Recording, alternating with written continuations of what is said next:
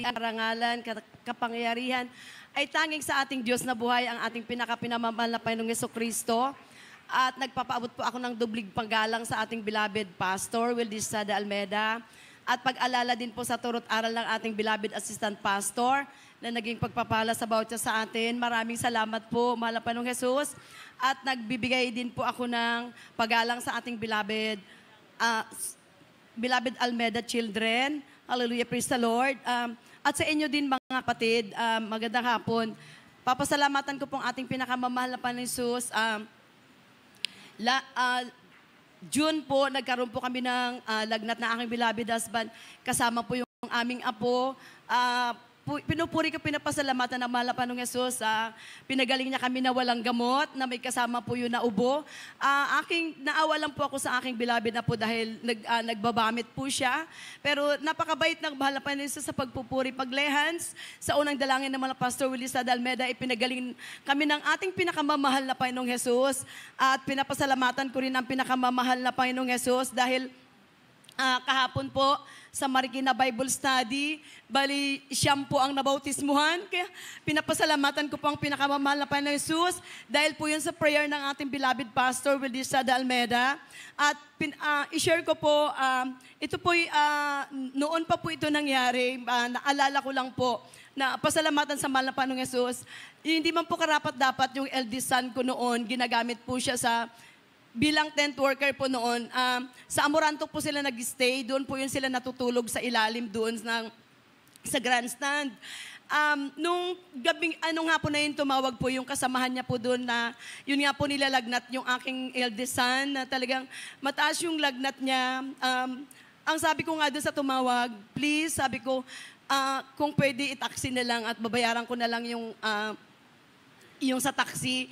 At sabi ko na, nagbalikinunta ko rin po yung sa ICO na, sabi ko, please, kung pwedeng bilan siya ng Gatorade para ipainom before siya magbiyahe pa uwi. Napakabuti ng ating pinakamahal na Jesus. Pagdating po talaga nila sa bahay, talagang struggle po yung pangalan na anak ko. Hallelujah, praise the Lord. Paggabihan, hindi siya nagpapaiwan sa amin ng beloved papa niya. Talagang kailangan doon kami sa tabi niya. Kasi, struggle po tayo siya. Hallelujah. Glory to God. Mabait ang mahal na Panginoong Jesus. Ang sabi ng aking sister-in-law, bakit hindi na lang ninyo dadalhin sa hospital? Kasi iba naman yung church, iba rin naman sabi niya yung hospital.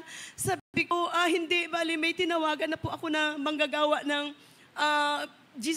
Jesus Miracle Crusade. Sinunod ko lamang yun sa Biblia sa Santiago na sino baga sa inyo ipatawag ang matanda sa iglesia at pahiran ng langis. Sabi ko, inaantay na lang namin. Kasi magagawa na po yun.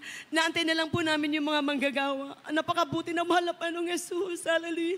Talagang nahirapan din huminga yung eldest son ko noon. Purihin ang ating mahal na Panginoong Jesus. Nung mailihans po nila, glory to God. Nung gabing yung payapa nakatulog yung aking anak. Hallelujah. Pinupuri ko, pinapasalamatan mahal na Panginoong Jesus. At yun nga, kita siya ng aking sister-in-law na hindi pumunta ng hospital, pinagaling na mahal na Panginoong Jesus. Salamat sa ating pinakamamahal na Panginoong Jesus. At pinapasalamatan ko rin yung pinakamamahal na Panginoong Jesus sa beloved daughter-in-law ko po. Nagdanas din po yun sa breast cancer. Pinagaling din niya ng mahal na Panginoong Jesus na walang gamot.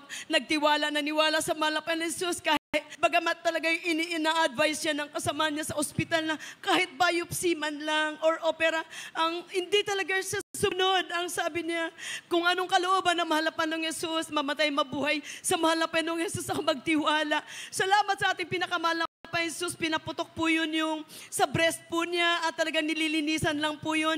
Yun ay pinagaling ng lubusan ng ating pinakamamahal na Panginoong Jesus. At pinapasalamatan ko rin yung pinakamahal na Panginoong Jesus. Nung pandemic po talaga, nahinto po yun yung Bible study sa Marikina City Jail Female Dormitory na talagang pagbalik sana namin po noon. Talagang maraming babautismuhan. Pero salamat sa Malapay Jesus na open na po nung last Tuesday po. Bagamat mahigpit, tatlo lang po ang makapasok sa loob. Pero napakabuti ng ating pinakamamahal na Panginoong Yesus. Marami pong tumanggap sa ating pinakamamahal na Panginoong Yesus na ang bautismo po doon ay by schedule po. Kaya pinupuri ko, pinapasalamatan ng mahal na Panginoong Yesus loobin makapagbautismo ron sa loob. Salamat po sa ating pinakamahal na Panginoong Yesus sa mga blessing na yan. Pinapasalamatan ko rin mahal na Panginoong Yesus sa mga baguhan po. Na-save po ako April 1997 dahil sa bronchial asthma ko na nagkomplikasyon sa puso.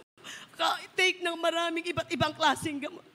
Napakabait na mahal na Panginoong Yesus dahil sa TV lamang po yun natunghayan ng aking beloved husband. Araw ng Martes noon, hallelujah.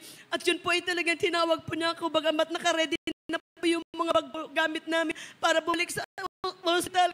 Kahit oxygen man lang. Pero nung araw na yun, hallelujah, napanood po namin ang gawain ng ating pinakamamahal na Panginoong Yesus. Sumunod po sa prayer, may nagpatotoo po doon, may cancer siya. Sa matres, Sister Cheryl Lantay, 3 months na lang yung taning ng buhay niya. Kalbo na sa chemotherapy. Pinagaling ng ating pinakamamahal na Jesus na walang gamot. Yun, doon po ako talaga nagkaroon ng panampalataya sa Malapan Jesus. Nung maglehans po ako, sinabi ng beloved pastor sa prayer, ginawa ko po yun. Hallelujah, praise the Lord.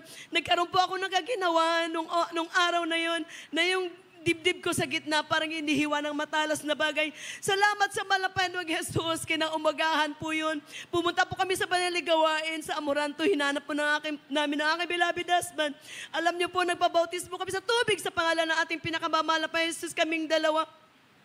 Pag-uwi ko po ng bahay, lahat ng gamot ko sa rep, tinapon ko po. Maging yung gamot ng aking bunsong anak na 1 year po. Na 6 months po yun na inuman niya dahil sa primary complex.